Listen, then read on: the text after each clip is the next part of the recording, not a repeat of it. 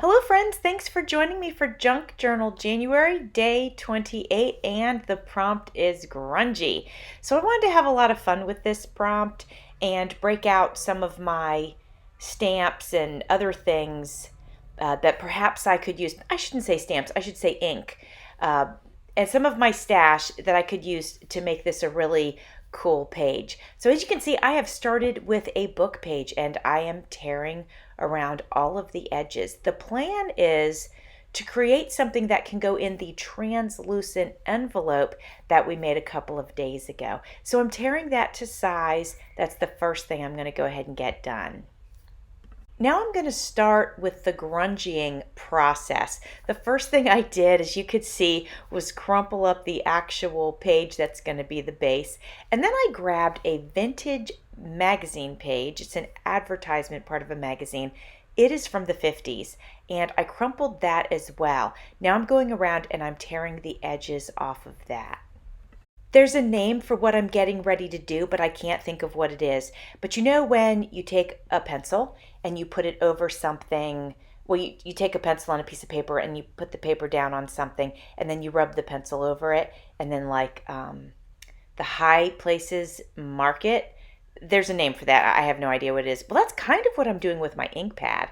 I crinkled it up, then I flattened it out. Now I'm going over it really lightly with a small ink pad and just hitting where the creases are to give it a really aged look. Now I have grabbed, and that was black ink by the way, now I've grabbed some brown ink and I'm using my brush and I'm just sort of going over it. Just if there's any really white spots, I'm hitting it with the brown ink. And I'm going to do that on both. I did it on the book page and now I'm going to go ahead and do it with the magazine page. They're looking pretty good and grungy, so I'm going to go ahead and glue the magazine page on top of the book page.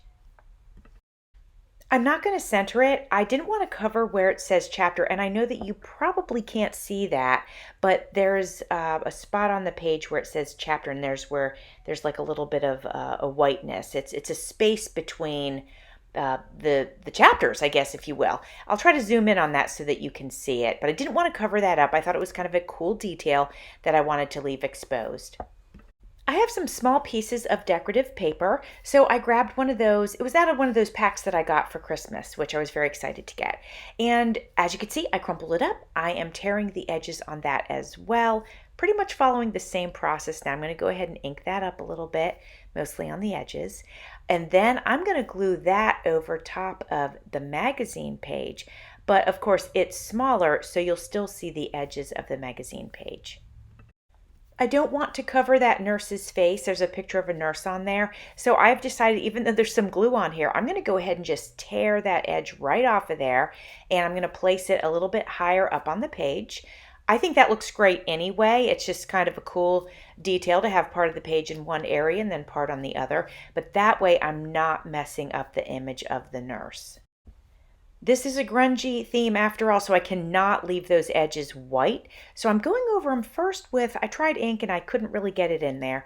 So then I went over it with a little bit of a black marker and I didn't really love the way that that looked. So now I'm hitting it with a brown marker and I didn't really love that. So I'm going to go over it one last time with some very dark ink. It's espresso, so it's a very, very dark ink and the brush, and that seems to be working really nicely. And so I've decided to go around all the edges and I'm sort of loving how that's looking.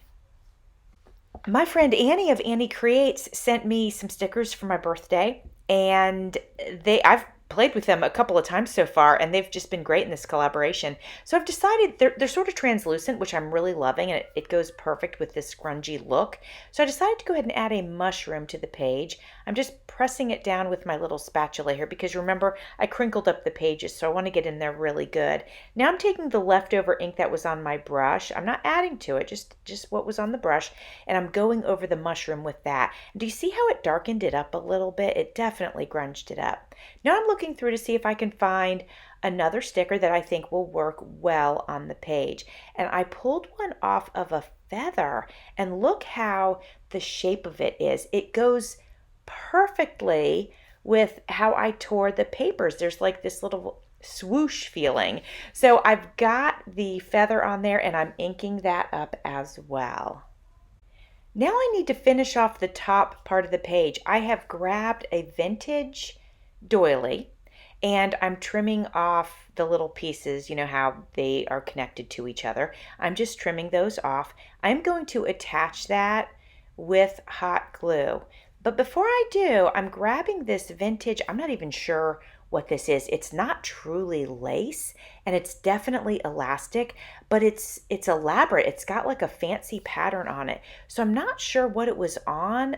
It was harvested from a vintage piece of clothing. Anyway, it's pretty cool. So I'm going to add that to the page as well. Now you can see I am dipping the doily into the ink pad, and it's funny, it's not getting on there as easily as I thought it would, but it did get on there. And now I'm just pressing down on this fancy elastic, whatever that is, and I'm pulling that through and just seeing what we get. And we definitely got some ink on there, which is great.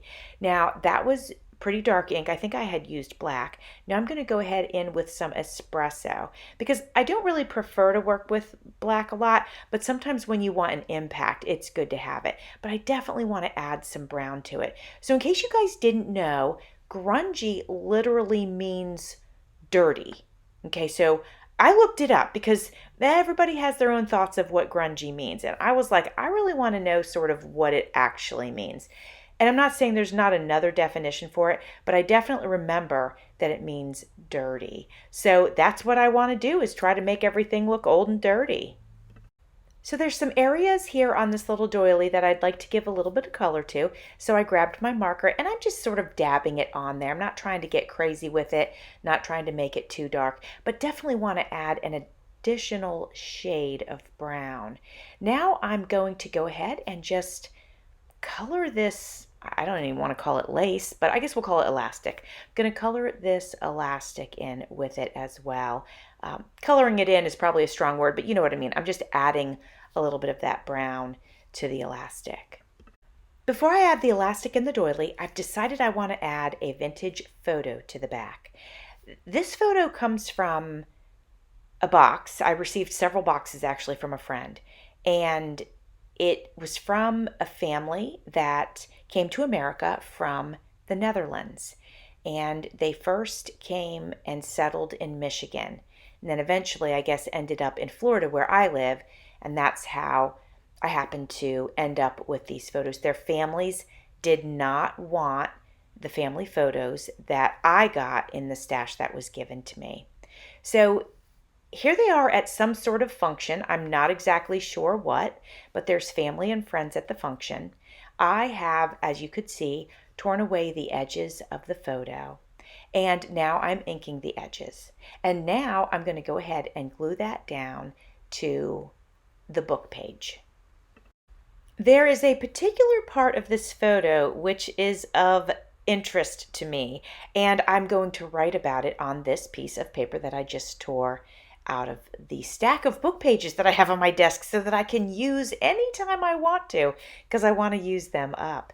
So I probably could definitely get that done this year. At any rate, I'm tearing that to size and I'm going to put it across the page at an angle. You know, I like to do that. For me, I feel like that creates some interest.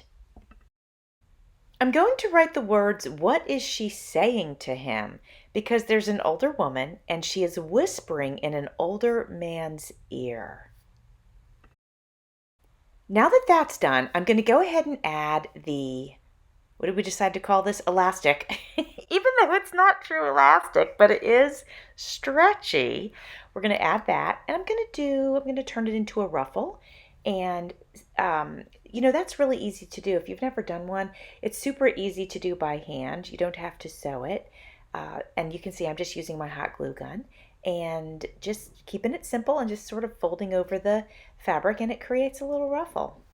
And now it is time to add the doily.